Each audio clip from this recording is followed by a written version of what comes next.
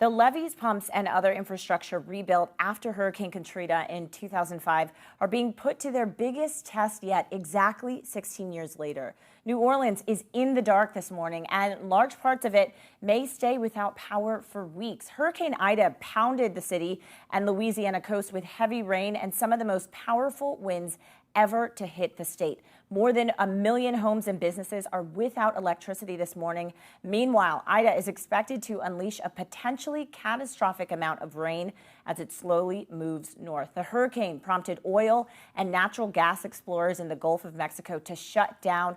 Refineries in Louisiana are also closed. Almost 12% of U.S. refining capacity has been affected by the storm. Still, local rigs may have escaped significant damage. All told, damages, though, and losses could exceed $40 billion, according to a disaster modeler at Enki Research. Louisiana's hospitals, meanwhile, are already overwhelmed with more than 2,600 coronavirus patients, a lot happening there in the state. So here with more is Bloomberg weather reporter Brian K. Sullivan for us in Boston. Brian, so let's just talk. How is the incoming rainfall going to impact rescue and relief efforts that we are expected to see today as the sun comes up? Yeah, so what we're basically going to see is that this rain is going to add to the problems. They've had a lot of rain down there over the last month, over the course of the summer, so there's no place for the rain to go. It's going to fall onto the ground, run off, and just make things even worse than they already are. So we could, it's definitely going to hamper the situation. The fact that the power is out is going to hamper the situation.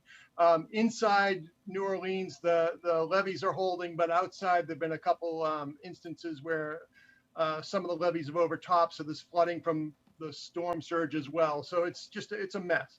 And I mean, we're looking at pictures right now from Louisiana that happened yesterday. I mean, how prepared is the state, considering, I mean, we said a lot of the infrastructure back from the Katrina days, after the Katrina days, are really being tested. I mean, how badly are we expecting the damage to be there in the state?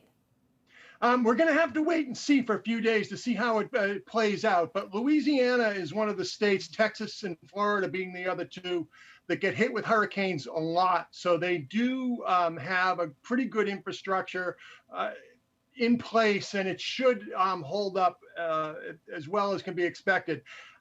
In the more rural areas where we're seeing the levees overtop, the situation is a little bit different. But I think in the city itself, barring some kind of major collapse, we might be able to see them come out of this. And we talked about the refineries there that might be affected, but how could this have wider implications to supply chains around the country?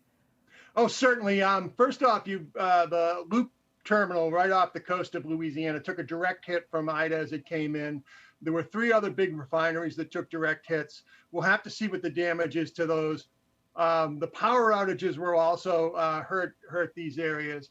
So what will basically happen is that energy supplies in the United States will start to go down. We could see prices come up. This could be more inflationary pressure on the U.S. economy. So we're just going to have to see how it bears out. But in the past, these big storms have caused some sharp spikes in energy prices. And there could even be implications, too, for agriculture, too, right, Brian?